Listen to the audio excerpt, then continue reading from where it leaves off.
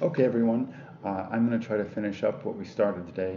We didn't quite finish the slideshow, and I want to give you some more information because um, Marie de France, her lays are very rich.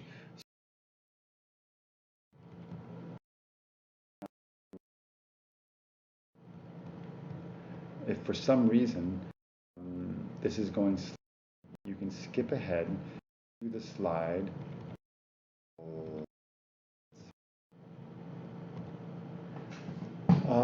to the slide called historical context. Okay, so we took some time and we looked at the context of the Middle Ages, the context of the 12th century, Western Europe, medieval Europe. We did an exercise called medieval mental technology, and I want to go over that a little bit with you. I had you read some Thomas Aquinas just to give you a flavor for how complex and subtle the philosophical thinking was, even about very theological concepts such as God. Now, there was a proof for the existence of God, which which Aquinas quotes later, and that proof comes from Saint Anselm. Anselm's proof is very simple. I'll go through it now to give you an impression of how it worked. So, we're not alone. Modern people, I should say, aren't alone in wondering about the existence of God.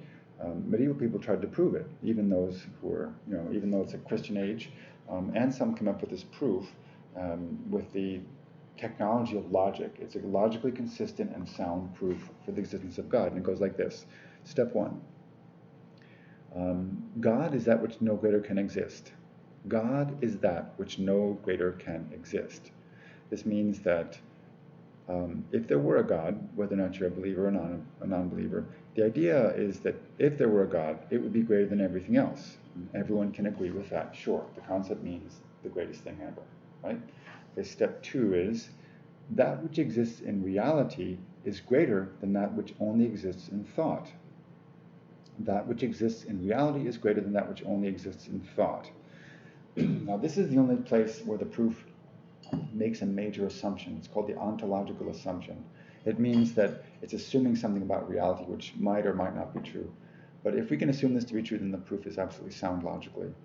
So it means that things which exist in reality are greater than just dreams or fantasies. And step three is God exists in thought, therefore he exists in reality. So clearly, the concept of God exists. We can all agree on that. And so now we've agreed on steps 1, 2, and 3.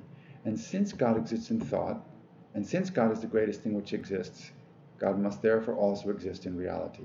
And that, my friends, is a logical proof of the existence of God. So again, this is to mitigate against any false conception we have as modern 21st century people of the Middle Ages as being a time of darkness when people couldn't think or where they were completely unscientific. They were not concerned with changing the material world. They were concerned, however, with their theology, and their theology was probably far more subtle than most people today. Okay, moving on. We went over developments. We started to go over the text. Okay, so we said that Marie challenges courtly values in her rewriting of Romance literary conventions. We said that Arthur is not idealized in Marie's Lais as it is in other places. But to be honest, well, most people think that Marie challenges literary conventions because she's a woman. But to be honest, most great writers challenge the literary conventions within which they're working. So Cervantes certainly challenged the literary conventions he worked within, Chaucer as well. We could say the same thing of Chrétien du Troyes. He was challenging chivalric romance just as much as Marie. Okay, moving on. I'm not sure if you heard this because my webinar was flicking on and off. One of the conventions, we always read literature through a set of conventions. We look at action movies expecting car chases and shootouts. One of the conventions of chivalric romance is marvel. The listener or reader should feel astonishment and wonder. Now, for us to understand the kind of wonder they might feel, or what things they might find marvelous and wonderful and astonishing, we have to do a little historical reconstruction. We have to study to recreate what the medieval audience found marvelous. At the same time, we don't have to look too far. Foreigners, monsters, wealth, great love, great bravery were all very marvelous to them. So foreigners, why would that be marvelous? Well, because at that time very few people traveled, and if they traveled, it was a very short distance. I don't think international travel would be nearly, well, it wasn't nearly as common as it is today. So just merely a different set of social conventions might strike a medieval person as something entirely wonderful. If you think about your great-great-great-grandmother's or great-great-great-grandfather's sense of the West, I bet it would be radically different from yours. I bet they might not have any sense of the reality of the West. They might believe tall tales and legends which were never true. So it's like that. Now, pageantry. Pageantry of chivalric romance is part of this sense of wonder. Now, what do I mean by pageantry? Pageantry, I mean the overt displays of things. You see, public and private life in the Middle Ages in the 12th century were a bit unlike ours in this sense. Justice and power were negotiated publicly in formal and ritualistic displays. So the court is the perfect example of this. People at court had to show how powerful they were. It was part of getting things done. So today you show how capable you are on your curriculum vitae, on your resume. In the Middle Ages, it was the way you looked and the way you acted and your refinement that was part of your qualifications, let's say. So justice was often done in a public square. Medieval justice was horrible and graphic. One of the punishments was to roll a big wheel over someone until they were split in half. People were put in the stockades, not put in a jail far away from sight, but put in the stockades in the public square. So people who passed by could see who had committed some criminal offense. Now, if you look at this image, this 12th century manuscript illumination, you can see how long the train is on this lady's dress. It's completely impractical. Her dress has a train, and there's a train on top of it, which has to be carried by an attendant. Now, we've seen this sort of thing in wealthy weddings today, but can you imagine if your regular life involved wearing this kind of clothing? It's very impractical, and it's also very ostentatious. So the 12th century is a special time. Fashion as conspicuous consumption dates to the 12th century in Europe. Laws and economy allowed only the upper class to wear certain colors and cuts. So yes, there were actual laws on the books that said the lower classes could not wear certain colors and could not wear certain kinds of clothing. There were also laws that prohibited the poor from riding a horse or riding a horse and being armed on a horse. So privilege was built in. And there's something I'm trying to say which I'm forgetting. Oh, it's also economic. Poor people were not able to afford this kind of clothing either.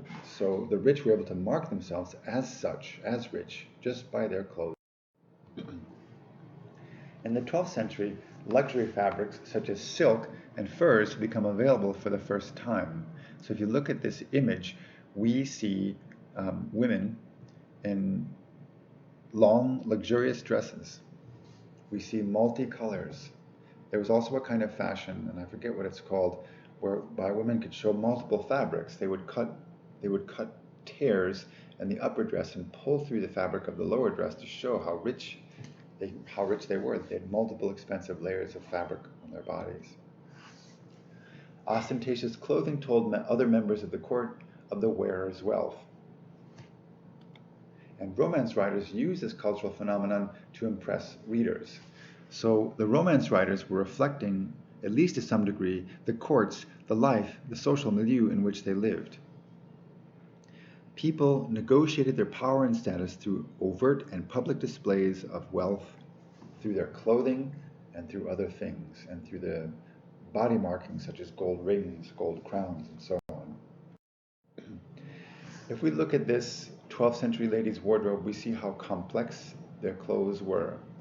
The woman has a chemise, an underdress, which would still cover a lot for us, and over that, she's got, at the least, a bliau. She's got this tightly laced court dress with gold arfois. So she's got gold knitted onto her dress. So one of the expensive fabrics was silk, and Marie mentions silk in her tales. And silk was imported from the East, from Asia, of course. and sometimes it was often embroidered stitches with stitches, and some of the stitching was sometimes made of gold or silver or precious metal. So you can see how many pieces a woman might wear, and how complex it was. And you can see that women, the culture valued their beauty and tried to make their beauty more visible through clothing. So this kind of clothing supports gender dimorphism and specialization. In other words, the jobs and the attitudes of one gender are not the same as the jobs and the attitudes of the other gender. If you look at this woman, look how long her sleeves are, look how long the dress is, look how long her belt is, how long she must wear her hair, the fact that her hair is in a veil. We see that this woman did not have the kind of freedom of movement that women enjoy today. Our myth in our culture supports the fantasy that we are the same. Their myth supported the fantasy that that men and women are radically different. Maybe the truth lies somewhere in the middle. So I'm guessing I can't do CrossFit, says the media. And of course she couldn't in the clothing she's wearing. Here's an actual photo of a woman CrossFit champion. You'll notice that the CrossFit champion's clothes in some ways seem to be the opposite of the medieval woman's. They're very revealing, and they're scant. Her body is also different. Women's what's considered sexually attractive has also changed over time. This woman's body is muscular and masculinized. The woman's body in the Middle Ages would not be so. Women were not laborers in any time, in any sense in the Middle Ages. So you can continue to ask yourself, how are these clothing conventions alike and different? So perhaps the only thing you can see now is the difference, but if you think about it, they're also a lot alike. Both of them try to enhance the beauty of the wearer, while on the one hand, you have the medieval woman with extremely long sleeves, which I suppose makes her movements graceful because the sleeve flows with her slow movement.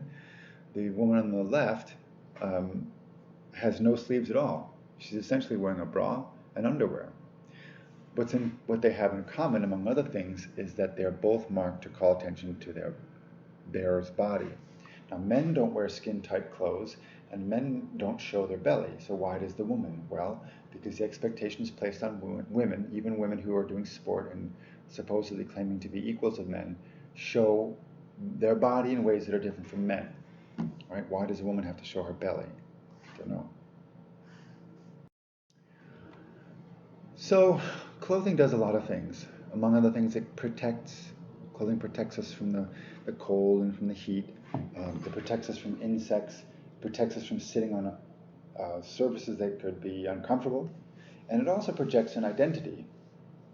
I would be willing to bet that the clothes you wore last time you came to class in some way or another are in alignment with your identity, or with the identity that you would like to have and project. Now, Marie de France uses these two facts about clothing to create meaning in her fiction. So clothing is an important emblem and symbol in her fiction. So if we consider something particular, let's take Lanval's Ladies in Waiting. They wear vestus fueran gemment, l'acier muy estraitement, and deux billards du purpur bis. So this is the old French, this is Anglo-Norman from the original text, and an edition of the original text, lines 57 through 59 of Lanval. What it says is she was dressed, her dresses, her clothing was very elaborate and wealthy looking. It was very tightly laced, and they had purple overdresses. Now this tightly woven lacework shows a lot of labor, which means it's expensive and luxurious. And the color purple indicates an expensive fabric because it is dyed with two colors, red and blue. So in the Middle Ages, not all colors were available for painting or for dyeing. So if you look at medieval art, there are some colors which we have today in any modern painting kit, which simply weren't available in the Middle Ages. The fairy lady in Lanval has perhaps the best clothing in all the ones we read. She has a tent made of fabric so expensive that the wealthiest people of history Semiramis and Octavian could not afford it. So Semiramis, the queen of Assyria, Octavian, the emperor of Rome, even they themselves supposedly could not afford the cloth from which the fairy lady's tent is created. So that marks her as wealthy and powerful and wonderful. But then that begs the question, why is she naked? And why is Bisclaveret often naked? Quotation, no, I don't. Well, I can't hit the backslide. So the fairy naked, she appears when Laval meets her in only her underdress. And when she comes to court, she has lace work sides, but you can see her skin through them. Why? This is not usual in medieval society, nor is the fact that she gave her body so willingly to an unmarried man and outside of the institution of marriage. So what all this means, I'm not sure. It could go back to the original myth and the original story, or it might mean something else. But you can think about that and continue to digest the truths of this text. Now there's another topic of the many topics we could consider in Laval and Laustic and Bisclaveret, and that is the legal lexicon, the legal words. The vocabulary of the Breton Lais has echoes of legal language, which shows that learned people were aware of the revolutionary changes to legal procedure initiated by Henry II in the Assize of Clarendon of 1166, which, among other things, created trial by jury in a more rigorous legal procedure. So we were saying that the Assize of Clarendon created a new legal culture as part of the creation of a new legal culture. So this is 100 years after the Norman French, who were Scandinavians living in France. It's 100 years after they invaded England. Now the English had their own laws. The Anglo-Saxon had their own laws. They had courts and legal procedures, but they were changed under the Norman French, who had absorbed more of Roman law. So this is a scene from Laval. L'Iré demande à ses barons les jugements et les réponses. So it says, the king demands from his barons a judgment and a response. Now that might not sound like much, but judgment here is a technical legal word, and response is as well. So the barons are the king's, the root etymology of the word has to do with manliness, being a man, and so the barons are the noblemen who are enfeoffed, who have a fief or a land holding for the king, someone who present to the king service, military service, among other things. And so they are to render a judgment, and their judgment will create the opportunity for the defendant to have a response. So this is a little different from the way it worked before. In Anglo-Saxon England or in other places in Europe, the king might make his own judgment, or the bishop, without consultation with anybody else. So here we have something like the beginnings of a jury. In the American legal system today, people are tried by their peers, and the idea is that it's more fair because your peers know the kind of things you have to deal with, and so they will try you according to modern standards and not according to their arbitrariness of their own desire or advantage. Right, so the barons are the jury. The Assize of Clarendon itself is a testament to multiculturalism, featuring Latin legal words, such as sacramentum, which means oath or vow or promise, Old English legal words such as hundredos, that's the Latinized version of hundredth. The Old English word for hundred is much like the modern word, but here it refers to a division of authority and jurisdiction. The hundred was a jurisdiction over which a kind of a judge held authority. And then there's a Norman legal word, sorry, there's a typo here on the slide, a Norman legal word, which is mordrator, and that comes from the Norman word murdre. That's related to our modern word for murderer. So the Assize of Clarendon, the first clause says that all the legal experts and anyone with authority, like the sheriff or shire reeve, are to go around and find if anyone living in their district is a murderer or a robber or thief, or is some kind of quote-unquote vile person. because Henry was trying to put law and order into his society. So this is a major evolution. We live in a society of law and order where crimes are not committed rampantly. So here we have three kinds of languages attested here. Although Norman French is a Latinate word, the word murderer actually goes back to a Scandinavian word, a Northern European Germanic word, and it comes through Old French into modern English, murderer. The hundred is an Old English word, and sacramentum is a Latin word. So even in the text itself of the Assize of Clarendon, we see multiculturalism, we see synthesis, we see cultural synthesis at the level of language and at the level of practice, legal practice. And this is the kind of thing we see in Marie de France, multiculturalism. Now, the trial scenes in the Breton Lais are special. They not only mark the outing of truth in the fiction, they also celebrate the legalistic nature of court life. So there's 2 points here. When we see a trial scene happening, such as in Bisclaveret or in Lamballe or some of the other Breton Lais, this is the moment when the truth comes out. And that's normal because that's what a trial is supposed to do, is to discover the truth. They also show that the people who lived at court, such as Marie, were used to this kind of legal life. So the court, on the one hand, was a very civilized place where people had fashions and things. It's also a place where you could get in a lot of trouble for saying the wrong thing or doing the wrong thing. Okay, and that's the end of what I wanted to share today. So you have your essay for next week. Now your essay is a forced choice essay. You're asked to decide about whether Marie is a feminist or not, and then write in support of that. So we will talk more next week when you share your micro essays, or when I go over your micro essays in class. Thank you very much.